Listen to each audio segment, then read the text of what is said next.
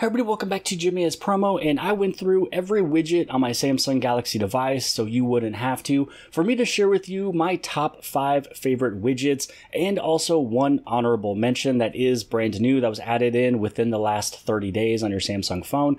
Now, I also want to let you know that some of these different widgets that you may see in my list, you may not see on yours, and it's because these are just coming from the applications I get from the Play Store or the Galaxy Store. So I'm going to have a few that you may not see, and then you're also going to have some on your phone that I wouldn't have.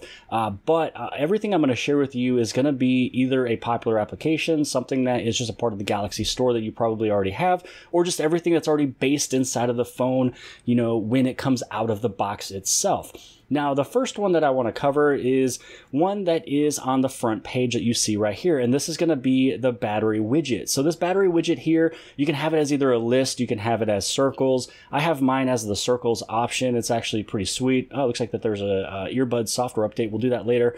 But right here, I can see via the icon what we're talking about. I have my phone, which is letting me know what my phone battery is, but also lets me know what my watch battery is. So I wouldn't have to look at the watch. Currently, it's actually upstairs sitting inside of my hat. So even without the watch being in the room, I know exactly if I need to charge it or if I don't need to charge it. Here's my earbuds themselves, as well as right here, my case. So this one's one that's very aesthetically pleasing to the eye. It looks really good. It's always been sitting on my home page here. I have it set up as 4 circles instead of 2 or 3, so it's a little bit bigger than what my Google search bar widget is right there. Now, if you do want to try the other option, which is the list option, all you'd have to do is scroll, and it's sitting right here with battery. Now in here you can see the differences between circles and list. If you take a look at the list, this one is going to list these off, and it's, you know, maybe easier for you to distinguish exactly what they are talking about because they are like specifically literally written out what they are. You can make it bigger, you can make it smaller. When you add it into your home screen, this is the stock size. You can't go any smaller than this. If you try to move it over or up, it's not going to get smaller. The only thing you can do is make it bigger, and really it looks as if it's only 2 sizes or about 4 sizes, because you're able to move over to the right one or you can move down one. And so yeah, you are able to change the size. You can move it to whatever page you want.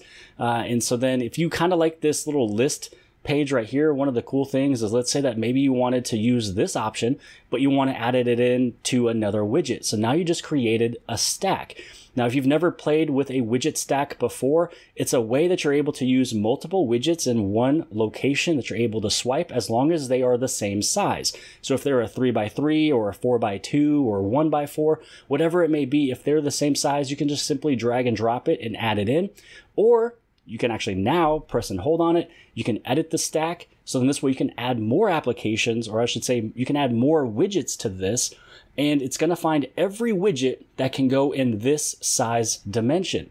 So it's going to show you a few, less widgets, but it's going to show you the ones that are in this size that would be able to work in that little spot. So yeah, it's kind of up to you if you want to have the circles or if you want to have the list. Again, you can place it right up here if you want. Maybe that's a little bit easier. Maybe you want to have a little bit more space on your home screen. So now technically, I guess I can get rid of this, but again, I do like the look of this one.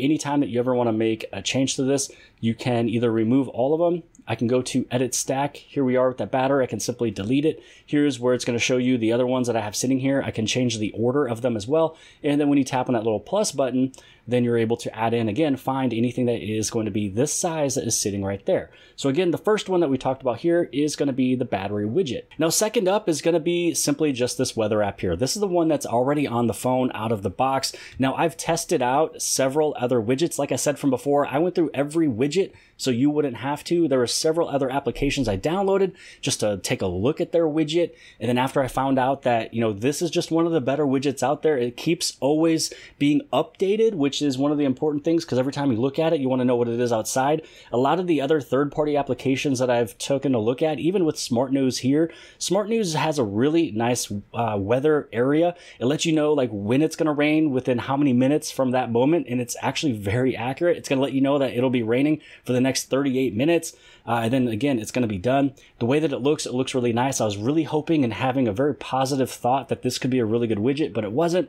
So this Samsung one that is out of the box, already sitting there, is, out of all of the ones that I've tested, was the best. Now through here, you're just going to choose which type of version you would like it to have, the 4x2, the 4x1, if you want to have the city name and the date and the time in different areas. So you can choose which one you would like to use. But this is the one, again, that is just right out of the box. I tapped it. I edited my location to where I'm at, and then it does a really good job at keeping me updated of what it is right now. Now, widget number 3 I have sitting over on this side, and that's going to be the Samsung Health widget. This one is one that I do love. It lets me know my minutes that I've been walking or I've been active. It's letting me know how many calories I've been burning, and also my pedometer as well. As you guys know, or may not know, I've been trying to lose a bunch of weight, so I did lose about 28 pounds, and this is one of the things that did kind of help me just kind of keep track of the pedometers and basically, keeping a good diet and making sure I'm working out and such. Now, when you add it in for the first time, it kind of looks like this.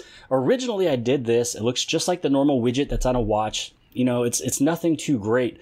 But then when I went through and then I expanded it, that was when it started to look a lot more pleasing and something that's a little bit more helpful. So where you're able to get this one here is that when you go inside of your widgets, you're going to scroll down, you're going to head over inside of, I believe it should just be Samsung Health. Now, as you keep on scrolling down, you see the option of Samsung Health, and then this is where it was. Like, this one just shows only the steps. This shows only the sleep. And then here's your daily activity. And again, sometimes I don't always wear my watch, so I'd rather like to see, what it looks like. Now, when you add this in here, again, right here, this is a 2x1. If you hit add right now, it's going to go into your page, and it's going to look like this. So if you do this and if you like it, go for it. But again, there's no specific details letting me know how I'm actually doing. It's not really tracking anything. So when you do get this one, expand it. You're going to see more. And you can also do that with other applications or other widgets that's already on your phone. So if you have a widget that you already love, maybe expand it, make it bigger, make it smaller, see if it changes the look, see if it maybe, even gets a little bit better for you. So Samsung Health, again, get out there, start walking, get those 90 minutes a day of activity.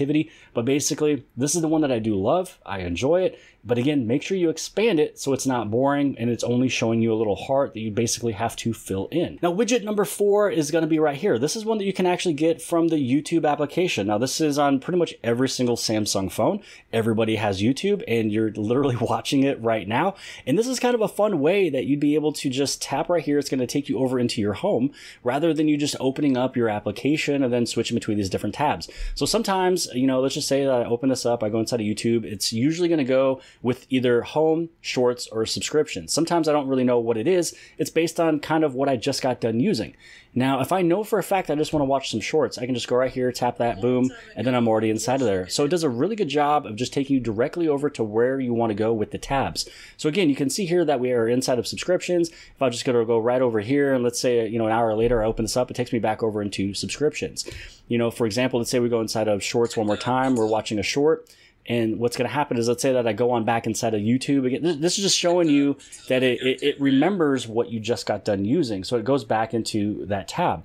So if I open this up again, this one should, again, takes me over into shorts. So no matter what you just got done using inside of YouTube, even if you close the application, if it knows that you were just recently on shorts, it's going to open up shorts again. If you're in the subscriptions tab, it's going to take you into subscriptions. So for me, I don't really know ever what it's going to show when I open the app. But when I go to this widget over here, I know for a fact if I tap on home, it's going to take me to the home. And then this is where I just kind of scroll and I just kind of see what's going on in the world. So yeah, this is one of the widgets that I should, highly suggest for you to play with if you've never played with it. It's going to be here on the YouTube option there. You have a couple of them here. This one's basically just a search. So if you only want the search, which this one still has, it's on the top, you can only do the search if you'd like.